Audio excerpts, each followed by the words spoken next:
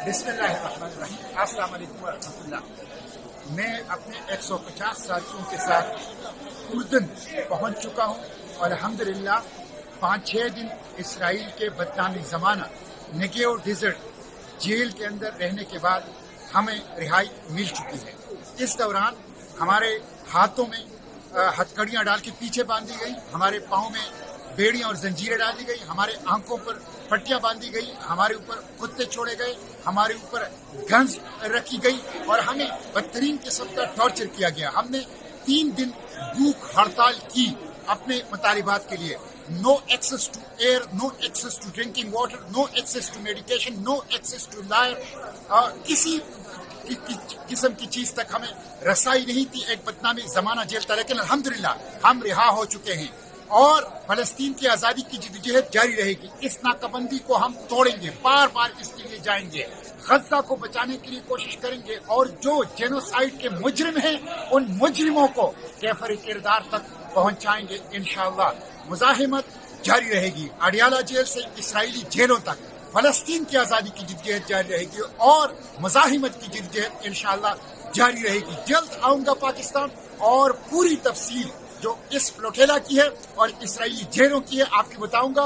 लेकिन अपनी इस जद्दोजहद को अक्सा की आजादी, फलस्तीन की आजादी, गजा की आजादी तक जारी रखेंगे। इसराइल के खात्मे तक हमारी ये जद्दोजहद इंशाअल्लाह जारी रहेगी। पाकिस्तान जिंदाबाद, फलस्तीन जिंदाबाद, पाक फलस्तीन दोस्ती पाइंदाबाद।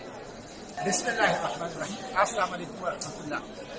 मैं अपने 150 साथियों के साथ उर्दन पहुंच चुका हूं और अल्हम्दुलिल्लाह 5-6 दिन इसराइल के बदनामी ज़माना नेगेव डिजर्ट जेल के अंदर रहने के बाद हमें रिहाई मिल चुकी है।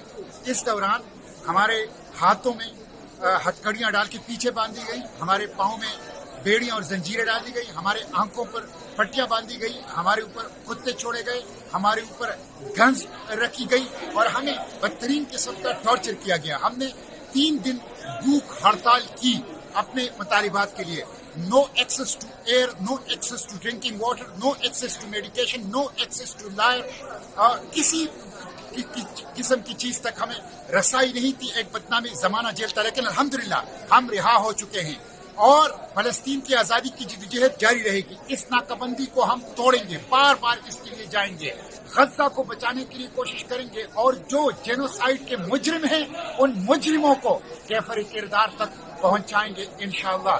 मुजाहिमत जारी रहेगी, अडियाला जेल से इसराइली जेलों तक फलस्तीन की आजादी की जिद्दोजहद जारी रहेगी और मुजाहिमत की जिद्दोजहद इंशाअल्लाह जारी रहेगी। जल्द आऊंगा पाकिस्तान और पूरी तफसील जो इस प्लोटेला की है और इसराइली जेलों की है आपको बताऊंगा। लेकिन अपनी इस जद्दोजहद को अक्सा की आजादी, फलस्तीन की आजादी, गजा की आजादी तक जारी रखेंगे। इसराइल के खात्मे तक हमारी ये जद्दोजहद इंशाअल्लाह जारी रहेगी। पाकिस्तान जिंदाबाद, फलस्तीन जिंदाबाद, पाक फलस्तीन दोस्ती पाइंदाबाद।